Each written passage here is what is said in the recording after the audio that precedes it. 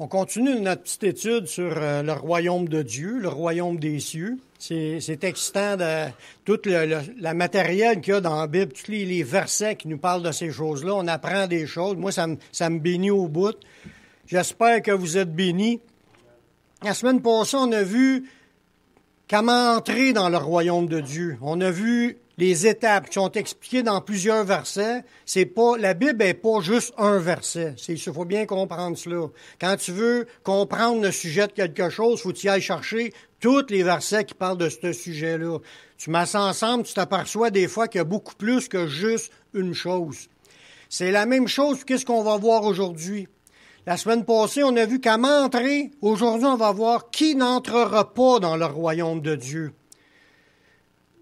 La parole de Dieu est riche en enseignements dans tous les sujets, puis je vous demande d'être attentifs, puis de ce que j'apporte là, je veux pas mettre de fardeau ou de culpabilité sur personne. Si on réalise que quelque chose nous touche, mais il faut régler ça tout de suite, parce qu'on a accès auprès du Père d'obtenir la grâce de Dieu, le secours de Dieu. Dieu nous tend la main, il n'est pas là pour nous taper dessus, il est là pour nous relever, pour nous fortifier, nous affermer, puis qu'on marche dans la droiture, parce qu'il veut qu'on fasse partie des sauvés. C'est l'enjeu. On ne parle pas qui va être béni sur cette terre, c'est pas ça l'enjeu, pas du tout. C'est qui va rentrer dans la vie éternelle, qui va être là dans la ville sainte, le ciel, le paradis. On va voir qu'il y a quelques paroles qui ont été données par Jésus pour amener les gens à prendre conscience de leur engagement envers lui. Parce que la Bible a dit qu'il y en avait par moments des foules qui suivaient Jésus. À un moment donné, tout ce que tu vois dans Jean 6, 66, puis là, ils l'ont laissé. Il y en a juste quelques-uns qui ont resté à côté de Jésus. Il ne faut pas être des gens de passage qui sont là juste pour un petit temps. Il faut être des gens qui vont s'engager, qui vont mettre la main à la pâte, puis qui vont toffer jusqu'au bout. C'est ça que Dieu cherche. Des gens qui vont persévérer. Peu importe ce qui arrive sur la planète, peu importe ce qui arrive dans ce monde, peu importe ce qui arrive même dans l'église de Beauharnois, même si les gens se soulèvent et ils passent le boule dans l'église, ils passeront pas le boule dans notre cœur parce qu'on continue à suivre le Seigneur. Amen. On se laissera pas bouler dans notre foi. On l'a chanté tantôt, « Je marche par la foi ». On fait confiance à Dieu, peu importe ce qui arrive comme situation dans ce monde. C'est un engagement à vie. Amen. Mais quand on a pris notre engagement vers lui, ça coûte quelque chose, suivre Jésus. C'est pas quelque chose de gratuit. Même souvent, on dit c'est un salut qui est gratuit. C'est vrai que c'est gratuit pour l'entrée, mais tout le long de ta vie, ça coûte quelque chose de nous. Jésus a dit à certaines personnes qui sont proches à entrer dans le royaume. Dans Marc 12, 34, Jésus, voyant qu'il avait répondu avec intelligence, lui dit « T'es pas loin du royaume de Dieu. » Et personne d'autre n'osa lui poser des questions. Mais il a dit à cette personne-là « T'es pas loin. » Qu'est-ce que ça prend pour être plus que pas loin? On a vu que pour être dedans, la semaine passée, il fallait qu'on accepte Jésus, qu'on reconnaisse qu'on est pécheur, qu'on croit qu'il est mort sur la croix pour pardonner nos péchés, qu'on se repente, qu'on se convertisse, qu'on se donne à lui, qu'on s'engage pour être son disciple, pour qu'il change notre vie, puis qu'il nous amène, qu'on persévère dans la foi jusqu'à la fin. Ce gars-là était proche, parce qu'il avait répondu avec intelligence. Là, je veux juste vous dire une autre comparaison qui est complètement le contraire. Il y a des gens dans ce monde qui sont proches à entrer. Pourquoi? Parce que le Seigneur travaille dans leur cœur, puis il commence à comprendre des affaires. Puis là, il a pu répondre avec intelligence à Jésus. Il a pu répondre, Jésus a posé des questions, il a répondu, puis Jésus a vu que ce gars-là, il était touché, il était proche. Mais il y en a d'autres dans la vie, même dans le temps de Jésus l'a dit à d'autres, qui sont loin d'entrer. Puis en plus de ça, il empêche les autres d'entrer. Dans Matthieu 23, le verset 13, Jésus a dit aux chefs religieux de cette époque-là, « Malheur à vous, scribes et pharisiens hypocrites, parce que vous fermez aux hommes le royaume des cieux. Vous n'y entrez pas vous-même, et vous n'y laissez pas entrer ceux qui veulent entrer. Là, on voit qu'il y a des gens dans le monde, des gens qu'on va rencontrer, il y en a qui sont proches du royaume, puis il y en a d'autres qui sont loin, par leur méchanceté, leur égarement, parce qu'ils s'attachent aux choses de ce monde, puis ils s'attachent à leurs croyances, ils veulent pas changer, puis ils sont tellement endurcis qu'ils n'écoutent pas Jésus, ils n'écoutent pas la parole de Dieu, ils ne se laissent pas pénétrer dans leur cœur les paroles du Seigneur pour que ça puisse changer, être changé, ils ne veulent pas changer. Mais ça, ils sont fermés, mais ils se ferment la porte au royaume de Dieu. Puis le fait qu'ils s'obstinent à essayer d'empêcher les autres de croire, bien, ils empêchent les autres d'adhérer. On va rencontrer de ces deux espèces, deux types, je dis plus des types, deux types de gens autour de nous. Des ceux qui sont ouverts, puis il y a ceux qui sont fermés. Ce qu'on va voir aujourd'hui, on va voir que Jésus il a mentionné certains critères dans la parole de Dieu qui sont difficiles pour certaines personnes, puis à cause de cela, ils ne rentreront pas. L'important, quand on regarde ces choses-là, c'est pas pour regarder les autres. Des fois, on écoute des passages, puis on dit « Ah, ça, c'est bon pour lui, ça. » Ah, lui. Mais tu vois ça, tout à l'heure, m'allait loin, il m'allait dire. Les 12 apôtres, quand Jésus a dit « L'un de vous me livrera », les apôtres, qu'est-ce qu'ils ont répondu? « Est-ce moi, Seigneur? » Là, quand on est face au verset de la parole, il faut s'examiner soi-même, comme Paul dit, pour voir si on marche dans la foi. Parce qu'on a dit tantôt que c'est pas juste d'avoir une croyance, c'est de marcher dans la foi. Marcher dans la foi, il faut que tu t'examines. On est-tu conforme à ce qui est écrit? C'est pas moi qui ai inventé ces versets-là, je fais juste vous ramener ce qui est écrit. Puis le reste, on laisse le Seigneur faire son travail dans nos cœurs. Mon but n'est pas de juger personne, moi j'ai assez de me juger moi-même, j'en ai en masse. Qui rentre pas dans le royaume? Premièrement, il y a ceux qui carrément n'ont pas la foi. Dans Hébreux 4.2, ça nous dit « Car cette bonne nouvelle nous a été annoncée aussi bien qu'à eux, mais la parole qui leur fut annoncée ne leur servit de rien parce qu'elle ne trouva pas de la foi chez ceux qui l'entendirent. » La première des choses, on le voit aussi dans d'autres exemples, puis tous ces sujets-là, je vais emmener, il y a d'autres versets qui parlent de ces affaires-là, mais là, je ne vais pas parler jusqu'à demain matin, juste toucher un verset, puis on épluche un petit peu l'idée, c'est un petit survol. Jésus l'a dit qu'il y avait des cœurs différents qui reçoivent la parole. Il y a la semence qui a été semée le long du chemin, l'autre qui a été semée dans l'endroit pierreux, l'autre qui a été semée parmi les épines et les ronces, puis l'autre, la semence qui a été semée dans de la bonne terre, puis c'est elle qui a porté du fruit. Les autres, non. Aucun fruit. Elle n'a pas eu d'effet. La seule qui a eu le moins d'effet, c'est celle que le diable est venu puis a enlevé tout de suite ce qui a été semé. Ça, on voit là-dedans l'état des cœurs des gens. C'est pas tout le monde qui a la foi pour saisir ce qu'on veut dire. Il y en a que non seulement ils l'ont pas compris, mais ils veulent pas le comprendre. Il y en a d'autres qui n'ont pas compris, mais ils vont vouloir comprendre. Puis il y en a que ça peut arriver que 2 ans plus tard, ils se convertissent. Ou 20 ans plus tard, ils se convertissent. Il n'y a pas d'âge. Nous, dans notre travail, c'est de semer la parole. Puis on laisse agir le Saint-Esprit. On prie, puis on laisse agir le Saint-Esprit. On sème, puis on arrose. Parce qu'il faut pas lâcher de semer. C'est ça qui est l'idée. Il faut répandre la bonne nouvelle. Mais ceux qui n'ont pas la foi, la Bible n'aura aucun effet en eux. Ils vont rire de cela. Ils vont être, comme la Bible a dit, des moqueurs. Puis de ne pas lancer tes perles devant les pourceaux. Il y a des gens que ça ne sert à rien d'insister. Il faut attendre au moment où ils vont être prêts. Quand que le Seigneur va changer déjà certaines affaires. Parce que des fois, on ne peut pas comprendre. Il y a des aveuglements qui sont là, puis c'est des aveuglements spirituels, parce que le diable, il dit, s'il ne voit pas briller l'Évangile, c'est à cause que le Dieu de ce siècle a aveuglé l'intelligence. Il y a d'autres versets qui parlent de ces affaires-là, qu'il y a des gens qui sont aveuglés, puis pour le moment, ils ne comprendront pas, mais ça ne veut pas dire qu'ils ne comprendront pas plus tard.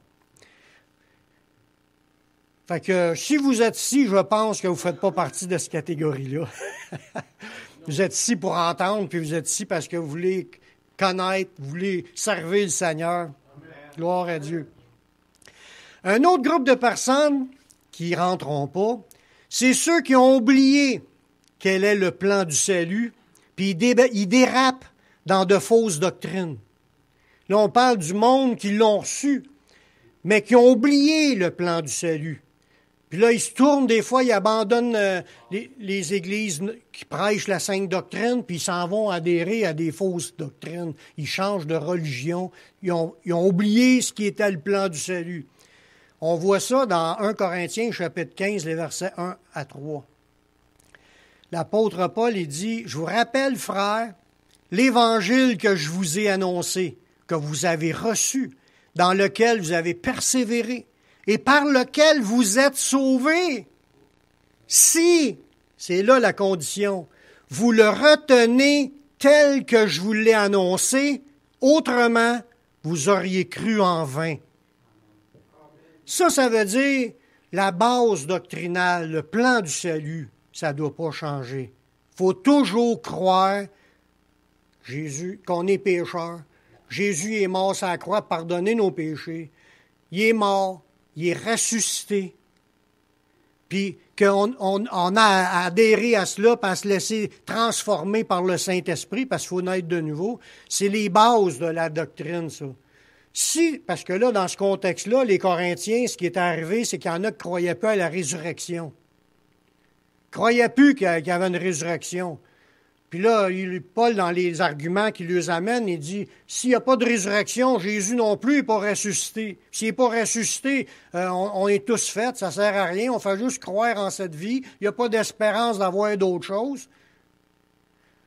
La résurrection, croire qu'il y a une résurrection. On voit dans la Bible que il y avait une religion à cette époque-là, les Sadducéens, ne croyaient pas en la résurrection, ne croyaient pas aux anges. Ils ne croyaient pas à la dimension spirituelle. Ils étaient comme juste terre à terre avec les choses de ce monde. Mais la Bible, elle affirme qu'il y a une résurrection. Puis ça fait partie du plan du salut. Si tu ne crois pas en la résurrection, tu vas croire en vain. Tu peux croire pendant un bout, puis oublier un de ces points-là de base de la foi qui sauve. Puis tu oublies ça, une fois que tu es chrétien pendant 10 ans, puis après ça, tu oublies ça, que tu dis, la religion telle est aussi bonne. L'autre religion, toutes les religions peuvent sauver. J'ai entendu ça de grands prédicateurs américains.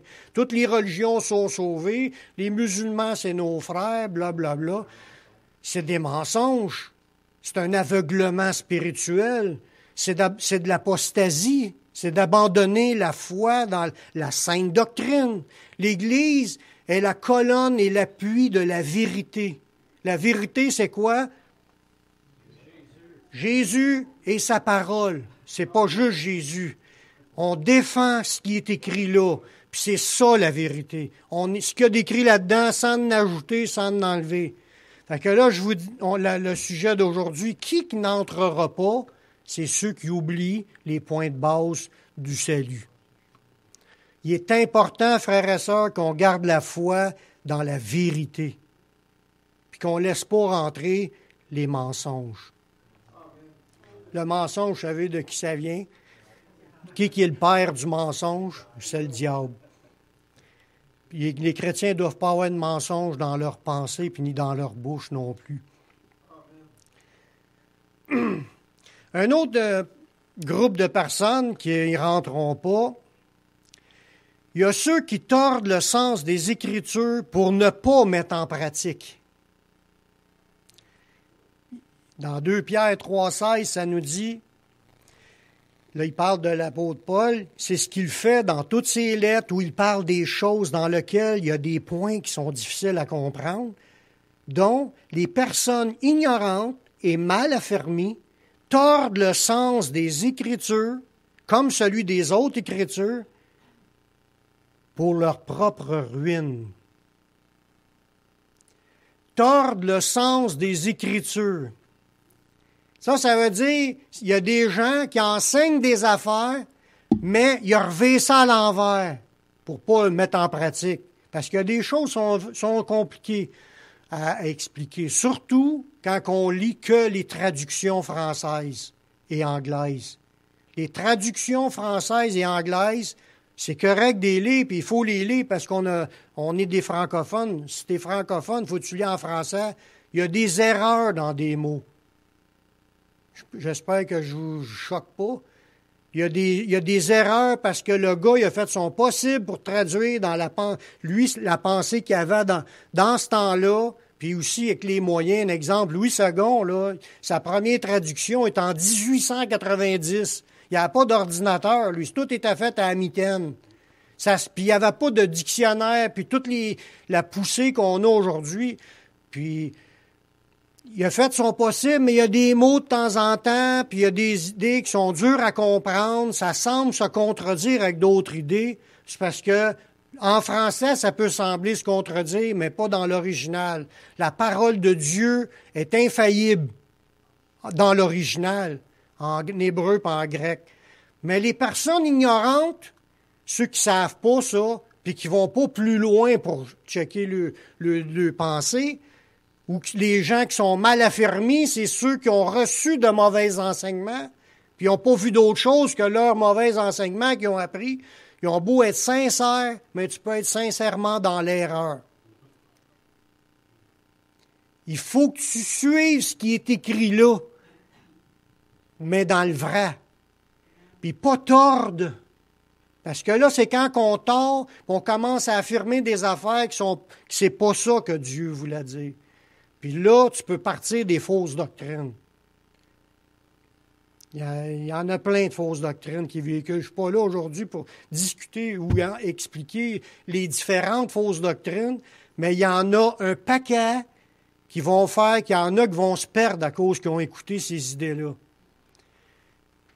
On revient à la source, on reste dans ce qui fait partie du plan de Dieu. Si on n'est pas sûr d'un sujet, on est mieux de laisser les autres qui ont fouillé un peu plus creux dans le grec puis dans l'hébreu puis pour essayer d'arriver à plus creux. Une chance qu'on a ces dictionnaires-là, des dictionnaires grecs et hébreux, puis des commentaires bibliques, puis tout ça, ça nous aide à garder une bonne idée des vraies affaires. Mais la Bible ne se contredit pas. C'est pour ça que je fais. Puis gardons ce qui est vrai. Parce qu'il y a des gens, Pierre qui parle ici, il dit, il y a des gens ignorants, mal affermis, ils tordent le sens des Écritures, comme celui des autres Écritures, pour leur propre ruine. C'est que ça peut faire que du monde perde leur place avec le Seigneur. Ils ne rentreront pas. Un autre gang de personnes qu'on voit, expliqué dans la parole de Dieu, il y a ceux qui arrachent les pages de leur Bible ou qui en rajoutent des enseignements qui ne font pas partie de la Bible. Ça a l'air, bon, c'est pas si grave que ça, du moment qu'il y a les grosses idées de base. C'est pas de même que Dieu pense. Dans Apocalypse, chapitre 22, le verset 18 et 19, Dieu dit, « Je le déclare à quiconque entend les paroles de la prophétie de ce livre.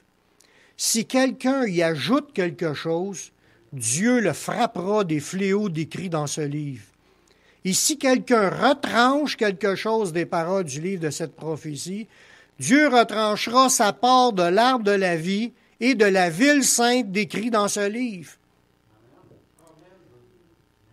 Ça veut dire que quand tu parles à quelqu'un de la Bible, il faut que tu restes basé sur des versets. Quand tu expliques une idée, il faut que tu aies un verset qui appuie ce que tu dis. Parce qu'il y en a qui disent un paquet de théories qu'ils ont appris par cœur, puis il n'y a aucun verset qui appuie ça. C'est juste des théories apprises par cœur, des explications de monsieur un tel. Il y a de l'air d'un savant. Le monde apprend par cœur ce que l'autre a dit. Ça peut être à l'école biblique. S'il n'y a pas un verset qui confirme ce que tu es en train de dire, comme là, comme que je fonctionne, là, je dis une idée, puis je sors le verset qui va avec pour appuyer l'idée. Fait que c'est vrai que ce que je vous dis, c'est pas moi qui l'ai inventé. C'est de même qu'il faut marcher. Dites que ce que vous savez qui est écrit. Vous ne vous tromperez pas. vous ne serez pas reprimandés par le Seigneur. C'est sûr que ça peut arriver qu'on a mal compris certaines affaires, qu'on a dit des affaires. Demande pardon au Seigneur, il va nous pardonner. Puis on lui demande de nous éclairer, de nous révéler. Il va nous en montrer des affaires. Mais faisons attention quand on avance dans notre vie à ce qu'on dit. Des fois, ça peut être malgré nous parce qu'on l'a entendu. Mais faisons attention à ce qu'on répète. Est-ce que c'est écrit? De même, tu ne te tromperas pas. Puis là, on ne parlait même pas des gros points majeurs du plan du salut, là. Parce qu'on parle, dans ce contexte-là, c'était écrit à propos du livre de cette prophétie. C'était le livre de l'Apocalypse en particulier. Mais c'est clair que ça s'adresse à l'ensemble de la Bible quand même, de ne pas ajouter rien puis de n'enlever. C'est comme je vous dis, des fois, il y en a, oh, ça, moi, je ne crée pas à ça. Ça, dans ce temps-là, il arrache la page. Ça, il n'enlève. Puis là, il faut faire attention avec l'idée des églises modernes d'aujourd'hui qu'on entend, puis ils ont des pratiques qui sont contraires carrément, qui est écrit noir sur blanc. Parce que je ne sais pas pourquoi qu'on pense de même, qu'on pense que tout est changé, puis qu'on n'a plus besoin de se soumettre à tout ce qui est là. Pourtant, Jésus n'est pas revenu nous dire qu'il y avait d'autres choses. Ce qui est là, il faut que ça reste jusqu'à temps qu'il revienne. Y a-t-il un amen à cela? Moi, je reviens souvent avec ces idées-là parce que pour moi, c'est important. Puis je crois que c'est important parce que Pierre en a parlé, Paul en a parlé, Jean en a parlé, Jacques en a parlé, ils en ont tous parlé. Ça doit être un sujet important. Gloire à Dieu. Un autre groupe de personnes,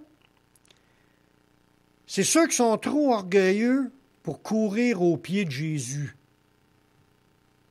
Tant qu'ils vivent des affaires qui ne sont pas de Jésus, mettons, puis ils ne veulent pas s'humilier, ils ne veulent pas aller demander pardon puis demander de l'aide au Seigneur. Ils ne parlent pas au Seigneur. Comment est-ce qu'ils vont changer, je ne sais pas. Dans ce passage-là, dans Matthieu 18, le verset 4, Jésus, il était avec les disciples. En ce moment, les disciples s'approchèrent de Jésus et dirent, « Qui est donc le plus grand dans le royaume? » Jésus, ayant appelé un petit enfant, le plaça au milieu d'eux, puis il dit, « Je vous le dis, si vous ne vous convertissez, puis vous ne devenez pas comme un petit enfant, vous n'entrerez pas dans le royaume de Dieu. » Jésus parlait du monde il voulait savoir le chemin, là.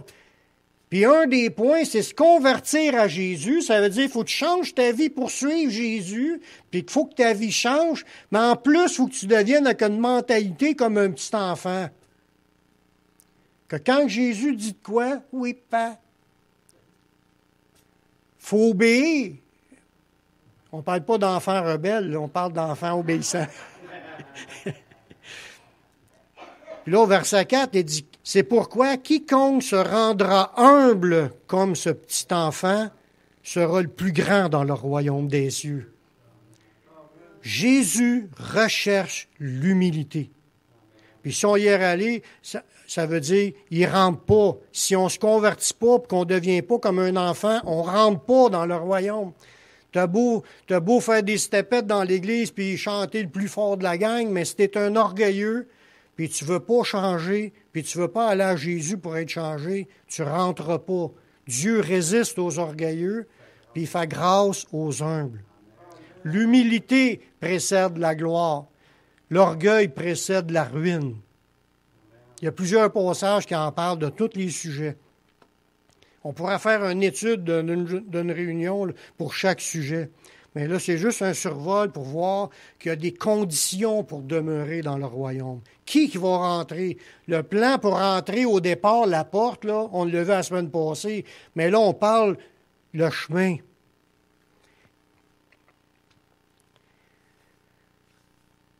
Il y a un autre groupe de personnes que la Bible nous parle.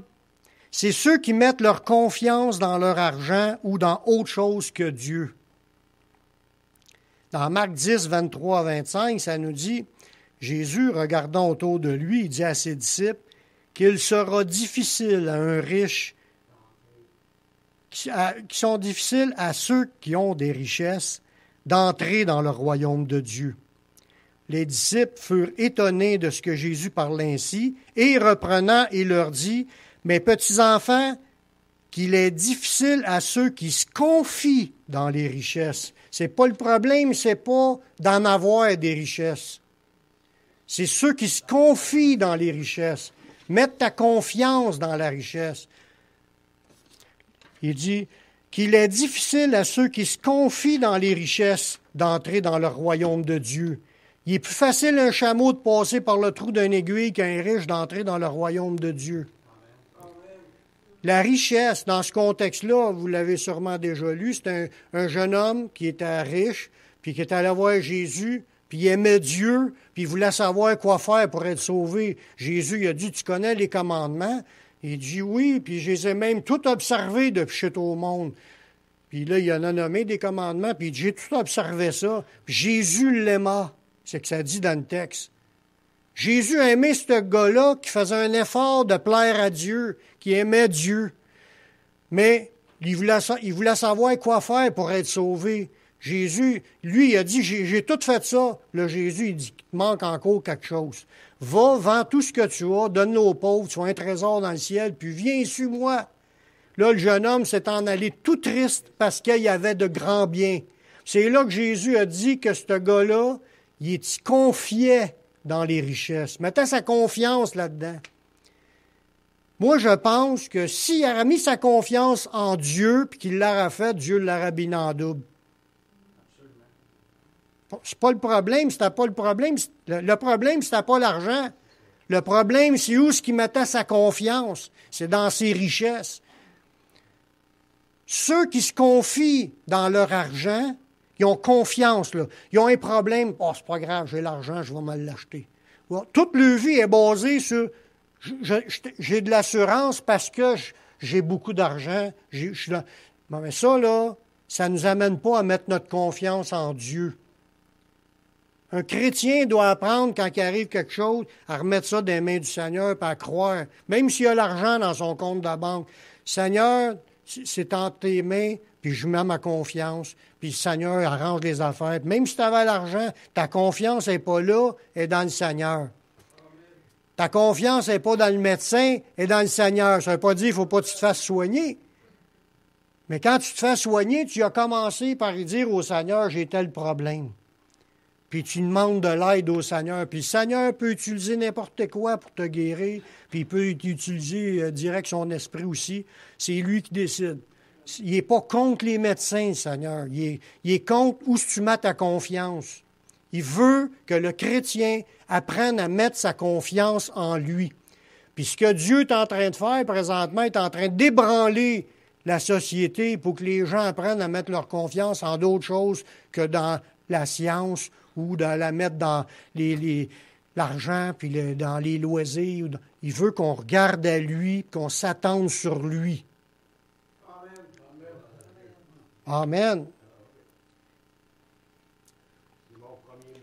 Mais que tout aille tomber, là, puis qu'on soit 100% tout le monde dans la rue, parce que toute l'économie aura tombé, peut-être à cause de guerre, il va en arriver des choses terribles. Il ne faut pas s'attendre, ça va aller de mieux en mieux. Il va y avoir des périodes de paix, mais il va y avoir des problèmes qui vont venir dans la société. Si on n'apprend pas à mettre notre confiance en Dieu, on va avoir de la misère à passer à travers. Comme les chrétiens qui se font persécuter dans certains pays présentement, comme les autres, il y en a qui ont été mangés par les lions. Croyez-moi que les gens devaient prier puis demander de l'aide à Dieu. Quand tu pars, tu vas te jeter dans l'arène pour te faire dévorer. Ils ont vécu des affaires atroces, puis il y en a d'autres ici aujourd'hui qui en vivent, puis on peut en vivre nous autres ici. Il faut apprendre à mettre notre confiance en Dieu. Puis c'est même pas nécessairement juste à cause de cela, là, comme j'ai dit, c'est une question, on veut-tu entrer? Jésus dit qu'ils ne rentreront pas s'ils se confient dans les richesses. Moi, j'ai pas peur, ils vont tomber morts.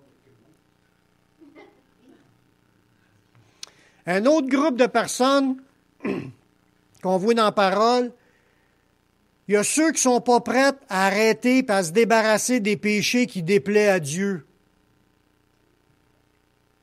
Ils ne rentreront pas.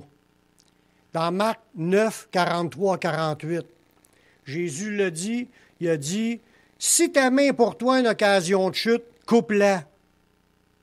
Mieux vaut pour toi entrer manchot dans la vie que d'avoir les deux mains puis d'aller dans la géhenne, dans le feu qui ne s'éteint point. Il dit, si ton pied est pour toi une occasion de chute, coupe-le. Mieux vaut pour toi entrer boiteux dans la vie que d'avoir les 2 pieds et d'être jeté dans la géhenne, dans le feu qui ne s'éteint point. Si ton œil est pour toi une occasion de chute, arrache-le. Mieux vaut pour toi entrer dans le royaume de Dieu n'ayant qu'un œil que d'avoir les 2 yeux puis d'être jeté dans la géhenne où ce que leur verre ne meurt point et où ce que le feu ne s'éteint point. C'est pas une parabole, ça. Il y a beaucoup de gens qui pensent c'est une parabole. Jésus dit que c'est mieux que tu rentres dans le royaume que d'être jeté dans l'étang de feu. On ne parle pas de juste une parabole, on parle... Il y a des affaires qu'on est attachés, là, puis on ne veut pas les lâcher, puis ça nous empêche de suivre Jésus. Il y en a que ça va les empêcher d'accepter Jésus, puis il y en a d'autres, c'est après dans leur vie chrétienne. Ils marchent, sont tellement dans le monde avec leurs affaires, dans le sens qu'ils sont dans le péché. Là, on parle de péché. Là. Ton œil, là, c'est qu'est-ce que tu regardes. Ton œil, là, c'est qu'est-ce que tu convoites. Tu regardes, puis là, t'es bien pogné avec le sexe, là, puis tu regardes toujours les affaires, puis tu as tout ça dans la tête. T'es dans le péché. La pornographie, la femme du voisin... Toutes sortes d'affaires, là, où ce que Dieu veut pas, c'est de l'adultère, c'est un des 10 commandements de Dieu. Arrache ton œil, puis rentre dans la vie éternelle. C'est sûr qu'on n'a pas besoin d'arracher notre œil pour être délivré d'une affaire. Tu as juste besoin de l'avouer, de le confesser au Seigneur, puis demander de l'aide, puis il va te délivrer. Et où notre confiance en Dieu? Dieu ne nous demande pas de faire de quoi pour qu'on... puis qui ne nous donnera pas les moyens d'y arriver. Comme j'ai dit au début de la réunion, Dieu nous a donné tout ce qui contribue à la vie et à la piété. Tout ce qu'on avait besoin pour notre marche dans le Seigneur, on l'a déjà. On peut être délivré, on peut être transformé, il va déraciner. Il pardonne, mais aussi il purifie de toute iniquité. Il est capable de déraciner les affaires. Mettons notre confiance dans le Seigneur. À chaque fois que vous vivez de quoi qui n'est pas de Dieu, parlez-en au Seigneur. Demandez-y, c'est vrai que vous avez tel problème, c'est en l'avouant. Celui qui cache ses transgressions ne prospère point. Celui qui les avoue et les délaisse obtient miséricorde. Si vous voulez être pardonné, on n'a pas le choix, c'est ça la sanctification. Amen. C'est dur, ces paroles-là. Je dis pas ça pour caler personne, là. Je dis ça pour que on se regarde simplement et on fait le point avec le Seigneur. Il y a d'autres groupes, c'est ceux qui regrettent d'avancer avec Jésus puis qui veulent retourner dans leur vie passée. Parce que ça arrive, pareil, on a un peuple juif, t'as sorti d'Égypte, puis après, il pensait, hey, on avait des melons en Égypte. Il était esclave, mais il était en train de penser à tout ce qu'il avait perdu en Égypte, dans leur esclavage. Il convoitait encore les bienfaits. Pourtant, Dieu avait des bienfaits en réserve, qu'il voulait les amener dans une terre où ce que coule le lait et le miel, la bénédiction.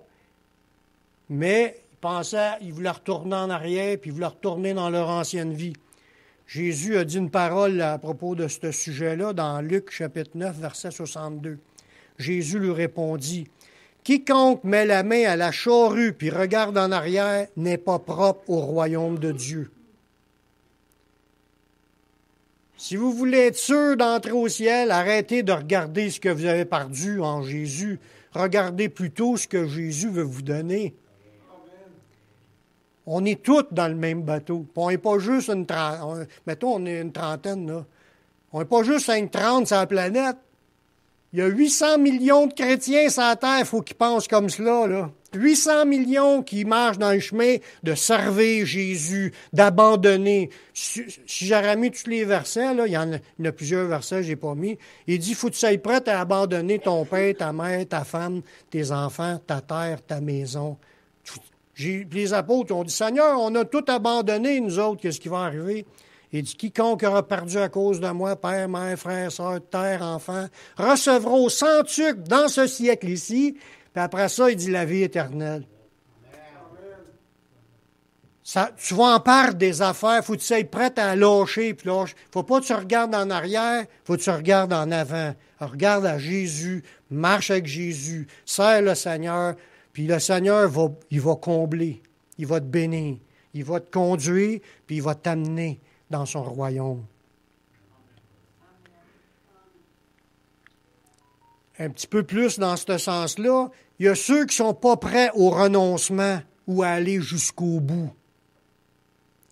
Dans Luc 14, 25, de grandes foules faisaient route avec Jésus. Il se retourna et leur dit, « Si quelqu'un vient à moi, puis s'il ne hait pas son père, sa mère, sa femme, ses enfants, ses frères, ses sœurs, et même sa propre vie, il ne peut être mon disciple. Et quiconque ne porte pas sa croix et ne me suit pas, ne peut être mon disciple. » Puis au verset 33 de ce même paragraphe-là, « Ainsi donc, quiconque d'entre vous ne renonce pas à tout ce qu'il possède ne peut être mon disciple. » L'abandon. Ouais. Ça, c'est sûr que Dieu ne nous demande pas d'haïr, de haine. C'est sûr. Mais il ne veut pas que tu les aimes plus que lui. C'est ça qui est l'idée. Quand il dit « Tu aimeras le Seigneur ton Dieu de tout ton cœur, de toute ton âme, de toute ta pensée, de toute ta force », ça c'est le premier des plus grands commandements. Le deuxième, « Tu aimes ton prochain ». Ça veut dire il voulait pas, c'était pas le sens des haïr comme un ennemi, c'est de ne pas les faire passer avant Dieu. C'est ça qui est le vrai sens. Dieu veut que tu l'aimes lui en premier. Puis si les personnes disent « Ah ben moi j'aime mes enfants, puis je n'irai pas à l'église, je n'irai pas servir le Seigneur, moi je fais passer mes affaires avec mes enfants en premier. » Il y en a qui pensent de même, c'est pas de Dieu. Il faut que tu fasses passer Dieu en premier dans ta vie. Ça paraît dans tes décisions. Puis les gens aussi le voient, les autres autour. Puis comment tu vas pouvoir convaincre les gens que c'est important, la vie avec Dieu, si tu ne démontres pas que tu mets ça comme une priorité? Je ne parle pas juste d'aller à l'Église, mais tous les sujets. Obéir à Dieu dans tout. Vivre pour Dieu, servir le Seigneur, faire passer le Seigneur en premier. C'est ça qui s'attend à Jésus. Ceux qui n'ont pas ça, cette idée-là, mais vous n'êtes pas encore dans l'idée pour être un vrai disciple de Jésus. Mais vous allez l'apprendre, puis vous allez commencer à le vivre pour le devenir. C'est ça que Dieu veut. Si tu ne le sais pas, tu ne peux pas y arriver, mais si tu le sais, maintenant, on avance pour se consacrer de plus en plus à Dieu. On appartient à Dieu. Vivons pour Dieu. Puis si on ne se rend pas là, puis on ne veut pas, c'est le fait si on ne veut pas, mais il dit, si on ne renonce pas à tout, là, on ne peut pas être son disciple. Puis ça, Jésus disait ça à une foule qui est en train de le suivre. Là. C'est pas que Jésus ne voulait pas qu'il rentre, c'est que Jésus voulait qu'il rentre de la bonne façon. Qu'il soit sûr de rentrer, il fallait écouter ça, puis être prêt à faire tous les efforts possibles pour être dans ceux qui vont rentrer. Il y a un prix à payer pour être chrétien, c'est ça que je disais tantôt. C'est gratuit, le salut est gratuit, Jésus a tout payé pour rentrer, mais une fois que tu es rentré, ça coûte quelque chose. Il y a du renoncement à soi-même, dans notre temps, dans nos biens, dans nos goûts, dans nos désirs. On met nos priorités à la bonne place. Un autre groupe de personnes, c'est ceux qui sont spirituels, mais qui marchent dans le péché. Puis ça, des fois, en lisant ce passage-là, il est un peu dur à comprendre. Mais c'est quand même, c'est Jésus qui le dit dans Matthieu 7, le verset 20, à partir de 21. Jésus dit, « Ceux qui me disent, Seigneur, Seigneur, n'entreront pas tous dans le royaume des cieux. » C'est ça qu'on est en train d'étudier. Est-ce qu'on veut rentrer? Ceux qui disent Seigneur, Seigneur, ça veut dire que c'est du monde qui parle au Seigneur. Ils vont-tu tous rentrer? Non. C'est celui-là seul qui fait la volonté de mon Père qui est dans les cieux. Faire sa volonté, il faut que tu la saves pour la faire. Ce n'est pas quelque chose qui se fait tout seul. C'est quelque chose que tu entreprends. Tu apprends des choses, puis tu acceptes la transformation. Parce que par défaut, on n'est pas en train de vivre comme le royaume l'exige. Le royaume de Dieu, c'est un royaume de gens composés de saints. Pas juste dans un titre de saint, dans des vies, une conduite sainte. Tu ne peux pas être dans le péché, puis vouloir le péché, comme je disais à l'exemple tantôt, écouter des films porno, puis après ça, être à l'église, Seigneur, Seigneur. Jésus dit, c'est pas tous ceux qui disent Seigneur, Seigneur vont rentrer. C'est celui-là seul qui a fait la volonté du Père. Puis regardez bien la suite. Plusieurs me diront, Seigneur, Seigneur, n'avons-nous pas prophétisé par ton nom? N'avons-nous pas chassé des démons par ton nom? N'avons-nous pas fait beaucoup de miracles par ton nom? Puis là, Jésus dit, alors je leur dirai ouvertement, je vous ai jamais connu, retirez-vous de moi, vous qui commettez l'iniquité. L'iniquité, c'est du péché. Jésus n'acceptera pas de gens qui vivent volontairement dans le péché sans se repentir. C'est pas des farces, c'est ce que je vous dis là. Il va prendre que ceux qui ont combattu. Tu as peut-être eu des faiblesses, tu as peut-être enfargé, mais tu t'es relevé, tu as confessé, tu t'accroches, puis tu tiens après la grâce de Dieu.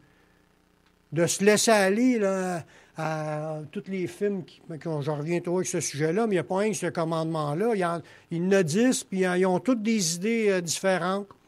Marchons comme c'est écrit, obéissons au Seigneur, parce que ce n'est pas tous ceux qui disent Seigneur, Seigneur, c'est celui-là qui a fait la volonté du Père. Fait qu'on n'a pas le choix de poser des gestes, puis prendre des décisions, puis faire des pas dans l'obéissance, par mettant les choses au Seigneur.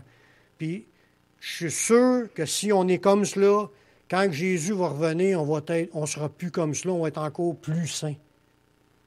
Si on est dans ce désir-là de vouloir se sanctifier puis de vouloir devenir de plus en plus conforme à la parole, mais on va l'être encore plus. Si je pose la question, êtes-vous pareil que lorsque vous êtes converti? En théorie, vous êtes plus supposé d'être pareil. Si vous êtes pareil, vous n'êtes pas en réalité, vous n'êtes pas converti. Il y a déjà des changements. Puis demain, il va y en avoir d'autres, puis après-demain, il va y en avoir d'autres, puis votre vie va changer de plus en plus. Nous sommes transformés d'image en image, de gloire en gloire, comme par le Seigneur, l'Esprit. Cette transformation-là est jusqu'à la fin, si on garde le cap à vouloir qu'il y ait des changements. Si on ne veut pas, il n'y aura pas de changement. Puis même, ça peut être le contraire. On peut rétrograder, puis retourner dans notre vomissure. Vouloir vivre encore d'un péché qu'on avait auparavant. Parce qu'il y en a que c'est arrivé, c'est comme le chien lavé qui est allé la truie lavée qui est allée se revautrer dans le bourbier. Fait qu'il y a des gens qui sont spirituels, le Saint-Esprit, Seigneur, Seigneur, mais ils vivent dans le péché toute la semaine. Ils arrivent encore à l'Église, ils ne rentreront pas. Un autre groupe de personnes, il y a ceux qui marchent selon la chair. En réalité, les points se rejoignent tous, mais dit autrement. Comme dans Galates 5, 19, là, ça nous parle, c'est écrit pour des chrétiens, ça. Or, les œuvres de la chair sont manifestes. Tu en aperçois que c'est les œuvres de la chair. Ça, c'est quelque chose qui se manifeste, tu ne te trompes pas. Quand tu vois de l'impudicité, ça, c'est tout de suite la question de sexe en dehors du mariage. L'impudicité, les impuretés, la dissolution, l'idolâtrie, la magie, les inimitiés, les querelles, les jalousies, les animosités, les disputes, les divisions, les sectes, l'envie, l'ivrognerie, les acceptables et les choses semblables, je vous le dis d'avance, comme je l'ai déjà dit, que ceux qui commettent de telles choses n'hériteront point du royaume de Dieu. Ça, c'est les œuvres de la chair. Quand tu veux vraiment servir le Seigneur, tu veux marcher par l'Esprit. Marcher par l'Esprit, c'est une vie de sainteté, mais c'est une vie qui va t'amener dans la paix, dans la joie, dans l'amour. C'est le contraire des disputes, des querelles, des divisions. Paix, joie, amour, unité. Rechercher la communion des frères et sœurs parce qu'on aime les frères et sœurs. Avez-vous de l'amour pour les frères et sœurs? Mais il dit, quand vous avez de l'amour pour les frères et sœurs, c'est une preuve que vous êtes sauvés. Parce que ceux qui n'aiment pas les frères et sœurs, ils démontrent qu'ils ont un autre esprit après eux. L'amour de Christ est en nous, puis on aime les frères et sœurs. On veut se connecter, on veut leur parler, on veut rire, sourire, puis on veut être ensemble. Amen. C'est la bénédiction de Dieu. C'est Dieu qui a fait ça. Puis c'est un des points où ce que Dieu sonde son peuple pour voir si on marche dans l'amour ou si on haït. Puis on veut pas voir lui, puis on veut pas voir l'autre, puis achale-moi pas, puis on lui parle dur, ou bien on tape dessus. Ou on les traite, assis-toi à terre, là, parce qu'il n'y a pas de place. Puis l'autre, on lui donne une belle chaise. Il y a toutes sortes d'idées qui sont déjà écrites comme un mode de vie pour se regarder. Fait que si on marche selon la chair, en réalité, c'est de marcher dans le péché. Marcher selon la chair, c'est ta réaction de critiquer, puis de chialer, puis de plaindre, puis d'accuser, puis tout ça, là, c'est la chair. C'est pas le Saint-Esprit, parce que c'est le diable que lui est l'accusateur, puis qui sème les divisions. C'est pas le Saint-Esprit. Le Saint-Esprit, il veut rassembler comme une poule rassemble ses poussins. Un dernier point qu'on va voir ce soir, il y a ceux qui ne persévéreront pas dans leur épreuve. Ils ne rentreront pas. Ceux qui ne persévèrent pas dans la foi, dans leur épreuve, ils n'entreront pas. Dans Hébreux 10, 36 à 39, il dit, j'avais besoin de persévérance, afin qu'après avoir accompli la volonté de Dieu, vous obteniez ce qui vous est promis. Mais on a besoin de persévérance, afin qu'après avoir accompli, ça veut dire qu'il ne faut pas être des lâcheux, frères et sœurs. Oui, il y a des choses difficiles dans la vie. Il ne faut pas se laisser aller dans les choses difficiles. Il faut garder la foi au Seigneur, s'accrocher au Seigneur. Dans verset 37, encore un peu de temps. Celui qui doit venir viendra, puis il ne tardera pas. Puis mon juste vivra par la foi. Mais s'il se retire, mon âme ne prend pas plaisir en lui. C'est Dieu qui parle dans ce verset-là.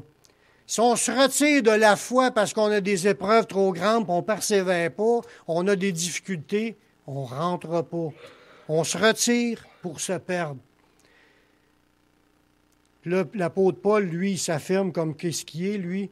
Il dit, nous ne sommes pas de ceux qui se retirent pour se perdre, mais de ceux qui ont la foi pour sauver leur âme.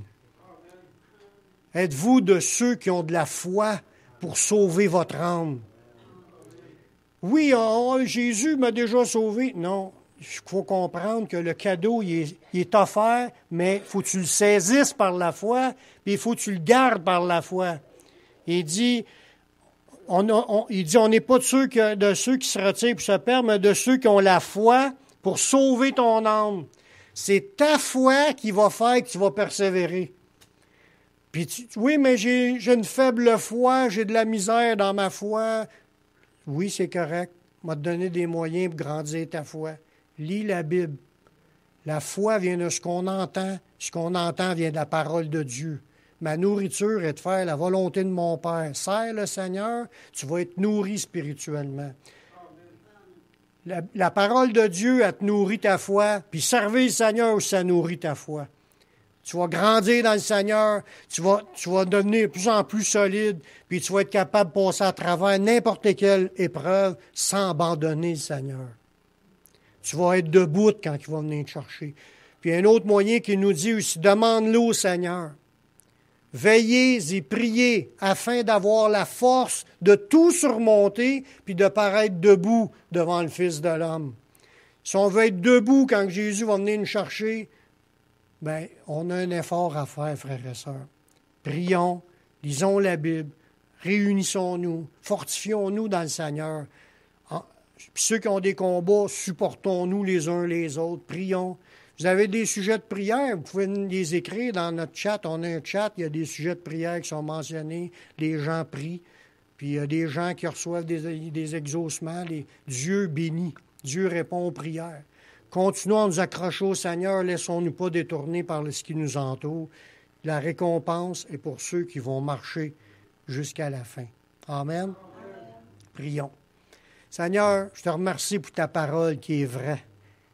Merci pour tes révélations. C'est beaucoup de choses d'un coup sec, Seigneur, mais je te demande de nous aider à ce qu'on puisse marcher par la foi, puis s'accrocher à toi, puis de persévérer jusqu'à la fin, qu'on ne se laisse pas ébranler par les choses qui nous entourent.